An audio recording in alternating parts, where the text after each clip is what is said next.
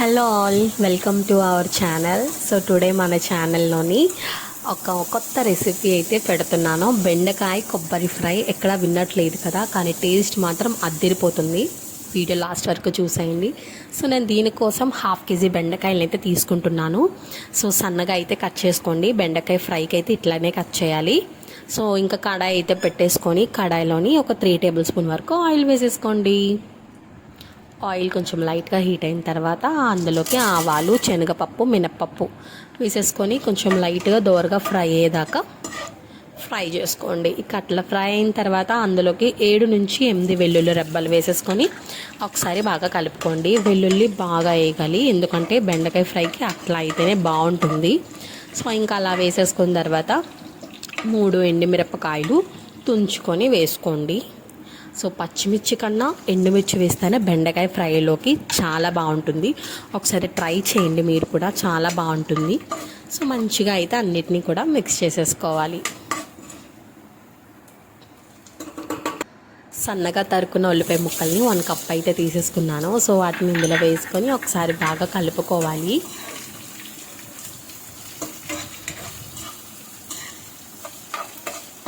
So పోపు, ఉల్లిపాయలు 2 కలిపి అలా ఫ్రై అవుతాయి. ఒక 5 మినిట్స్ పాటు ఉల్లిపాయలు మగ్గే వరకు ఫ్రై చేసుకోవాలి.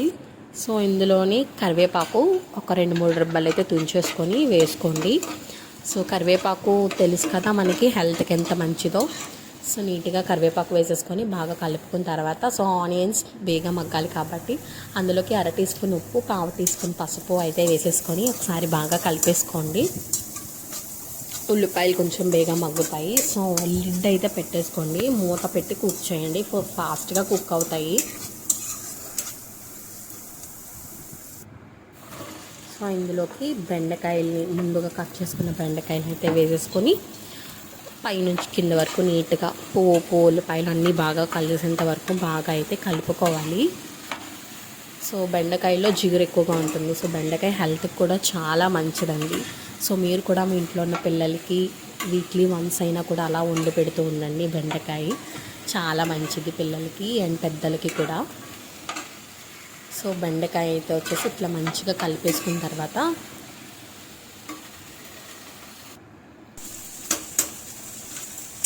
సో లిడ్ అయితే పెడుతున్నాను నేను, మూత పెట్టేసి కుక్ చేయండి. సో ఫాస్ట్గా అయితే మగ్గుతాయి. సో ఒక 5 మినిట్స్ పాటు అట్లా కుక్ చేసిన తర్వాత మూత తీసేసుకుంటా. సో బెండకాయలు మ్యాక్సిమం 50% అయితే చూసారు. కొంచెం పచ్చిదానం అనేది బెండకాయల్లోనే అలాగే ఉంటుంది. సో కాబట్టి నేను ఇందులోకి ఇంగ్రీడియంట్స్ అనేవి యాడ్ చేసుకుంటాను. సో చూసారు కదా ఇంత పచ్చిగా అయితే ఉందో. సో అందుకనే కొంచెం ఇంగ్రీడియంట్స్ అనేది యాడ్ చేసి మళ్ళీ మూత పెడితే సో సరిపోతుంది. 1/2 టీ స్పూన్ అయితే ఉప్పు వేసుకుంటున్నాను. నేను ఆల్రెడీ ఆనియన్స్ ఫ్రై చేసేటప్పుడే 1/2 టీ స్పూన్ వేసాను. సో ఇక్కడ 1/2 టీ స్పూన్ సో ఇంకా సరిపోతుంది సాల్ట్ అనేది.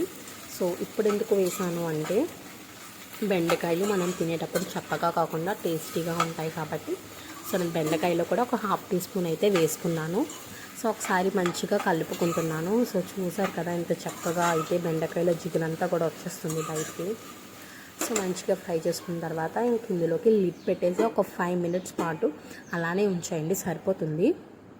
సో 5 మినిట్స్ తర్వాత లిడ్ ఓపెన్ చేసి చూసాను నేను. సో చక్కగా బెండకాయలు అన్నీ కూడా మనకి మగ్గిపోయాయి. సో అసలు సో ఈ మాత్రం వరకు మగ్గిపోతుంది. సో న్యూలీ మ్యారేజ్కి అయితే తెలియదు కదా బెండకాయలు ఉడుకుందో. సో గరిటెతోని కొంచెం చూడండి, మీకే తెలుస్తుంది. సో ఇందులోకి అయితే వచ్చేసి కారాన్ని యాడ్ చేసుకుంటున్నాను. సో 1.5 స్పూన్ కారం అయితే వేస్తున్నాను. 1/2 కేజీ బెండకాయలకి అయితే కరెక్ట్గా సరిపోతుంది.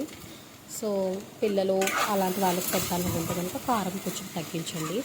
అండ్ లాస్ట్లో కొబ్బరి యాడ్ చేస్తాం కాబట్టి ఆ స్వీట్కి కారం అనేది సరిపోతుంది, అసలు కారం అనేది అనిపించదు. సో కాబట్టి కారం వేసేసుకొని ఒకసారి మొత్తాన్ని కూడా బాగా మిక్స్ చేసేసుకోండి. సో పైనుంచి ఒక 2 టేబుల్ స్పూన్ అయితే నేను ఆయిల్ని వేసుకుంటున్నాను. ఒకసారి ఆయిల్ వేసేసుకొని మొత్తాన్ని కూడా బాగా కలిపేసుకోండి.